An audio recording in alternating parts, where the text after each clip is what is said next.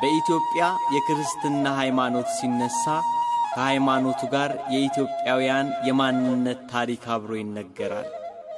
ኢትዮጵያዊነት ኩራት፣ ክብርና ዝና ሲሆን ሕይወታቸውን ከክርስትና ሃይማኖት ጋር የተሳሰረው የአባቶቻችን ታሪክ ከኢትዮጵያ ታሪክ ቀድሞ ይዘከራል። የሕገ ልቦና ታሪክ ሲነሳ ሀበሽነት፣ የሕገ ኦሪት ዘመን ሲነገር ኢትዮጵያዊነት፣ የወንጌል ዘመን ሲሰበክ ኢትዮጵያ አብሮ የሚነሱ እውነታዎች ናቸው።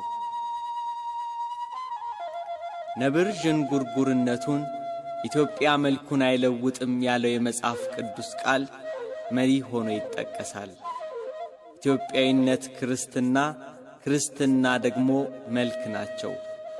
የማንነት መታያ፣ የሰማያዊ ሀገር መንገድ፣ ተስፋ የምናደርገው ርስት፣ ዘላለማዊ ሕይወት ነው ክርስትና።